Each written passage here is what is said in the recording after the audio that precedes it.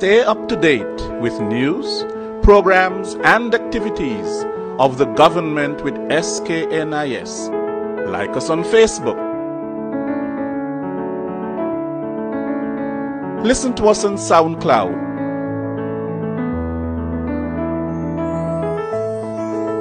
Follow us on Twitter. And watch our videos on YouTube. Connect with us today. SKNIS, St. Kitts and Nevis Information Service.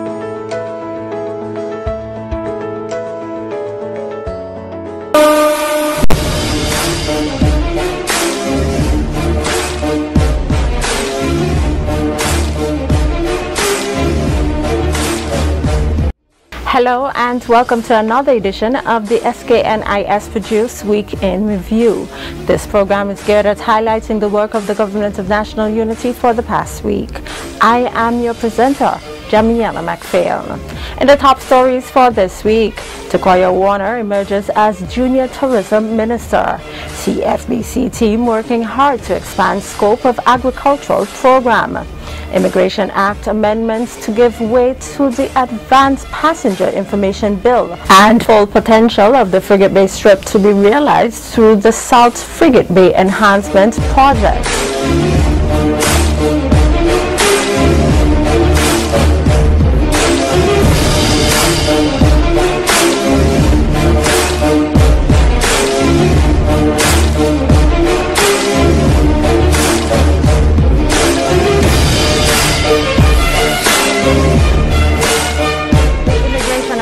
Bill 2017 was read for a third time and passed into law on Tuesday, May 23rd, during a sitting of Parliament. Deputy Premier of Nevis and Minister of Foreign Affairs and Aviation in the Federal Cabinet, the Honorable Mark Branley, said that the amendment to the Immigration Act was to tidy up the legislative framework. He said it granted permission to bring into force and to have and give efficacy to the APIS legislation. Minister Brantley said that it is important to share information with the global community, as this will not only be beneficial, but will also demonstrate St. Kitts and Nevis's willingness and commitment to openness and participation. Refurbishment of the South Frigate Bay area, specifically the region known as the Strip, continues to progress. This from Minister of Tourism, the Honorable Lindsay Grant, during a sitting of Parliament on May 23rd. He added that efforts are being made for the Strip to realize its full potential. The Strip is home to approximately 12 business establishments, each offering entertainment, tropical beach bars, and restaurants, Mr. Speaker. There was definitely room for improvement.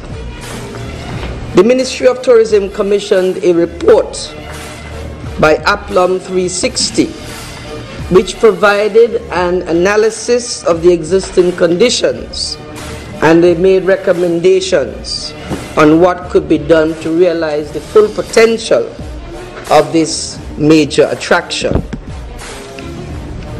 The federal government of St. Kitts and Nevis, Mr. Speaker, and the Caribbean Development Fund, the CDF, are jointly funding this project to the tune of approximately $7,474,694. When completed, it will include but not limited to entrance and exit roundabouts, paved roads and sidewalks with wheelchair access, pick-up and drop-off points, unit entrance porticos, garbage enclosures, toilet blocks, gazebos, landscaping, street lights and turtle-friendly beachside lighting, boardwalks, designated parking, signage, and improved security, including CCTV. Outpost Management's Office, March enhancement features, jogging trails, and beach reclamation and replenishment and development of the dock and the jetty that presently is at Frigate Bay. The total funds, Mr. Speaker, for the project, which will be done in two to three phases, at the start is approximately $3,227,694, of which the federal government has put in $2 million, and the CDF has given a grant of $1,227,795. The Ministry of Tourism, Mr. Speaker, is the executing agency, and we have technical support from the Public Works Department and the Ministry of Sustainable Development. The project benefits, Mr. Speaker, from the oversight and the guidance from the Program Management Committee, the PMC, comprised of senior officials both from the private and the public sector, reflecting the cross-cutting nature of the tourism sector. The South Frigate Bay Enhancement Project was commissioned in November of 2016. The aim was to revitalize the strip experience, making it more viable and sustainable by improving its infrastructure, security, and its identity on a whole. And in more news, Tukoya Warner of the Charles E. Mills Secondary School emerged victorious in this year's Local Tourism Youth Congress, which was aimed at creating greater awareness among the youth about the island's tourism products. While presenting solutions about how it can be improved, the now 2017 Junior Tourism Minister, who will go on to represent St. Kitts at the Regional Tourism Youth Conference in October of 2017 in Grenada, was passionate about her topic. She gave sound points and captured attention, according to the judges. In second place was Treasure Cannoneer of the Keon High School, and in third place, Sheska Christian of the Sadler's Secondary.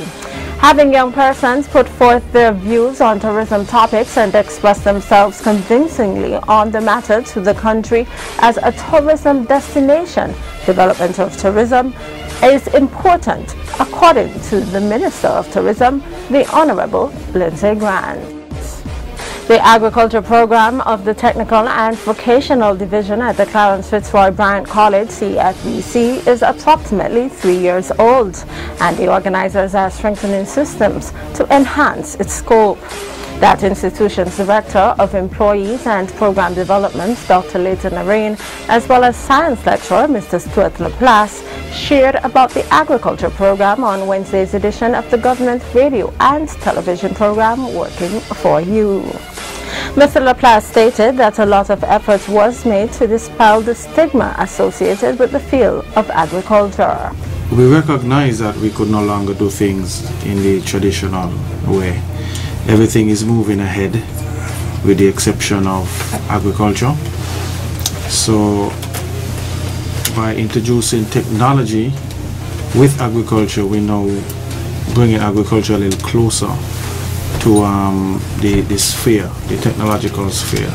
So it could be now used and appreciated compared to how it was deemed, you know, back in colonial and traditional days as something where you put on your big straw hat and your boots and all of that. The young people, they're not interested in that at all. I mean, let's face it, this is a world where, you know, the principles of working very hard and from sundown to sunup and vice versa. Yes. You know, people looking at a lot of smarter ways to make money, to utilize their time as well. So in going with the times, you have to also develop innovative ways of encouraging persons to not only feed themselves and advance themselves, but to have fun doing it. The CFBC duo is hoping that the introduction of a hydroponic system to various primary and secondary schools will help reverse the trend. Mr. Laplace said that working with the high schools allow for the students to get their feet wet, so that when they get to the college, they can move further and deeper into the concepts. That's why we're using this approach, so that it can increase the contact time they have with the technology. When you're at the college, normally I see those students when they do their capstone. So I only get them in their second year, because they're handling a lot of the theoretical stuff in the first year, and then the second year they do a lot of practical work.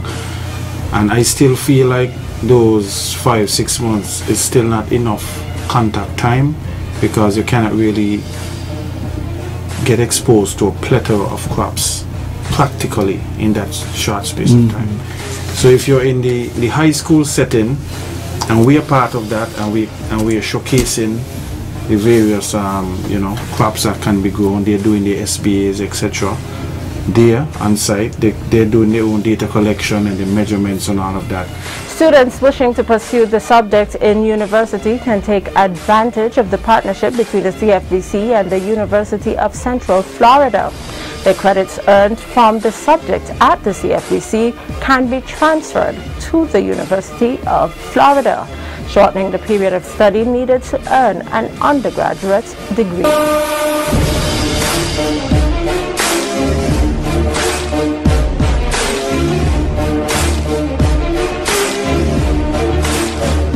Up to date with news, programs and activities of the government with SKNIS. Like us on Facebook. Listen to us on SoundCloud.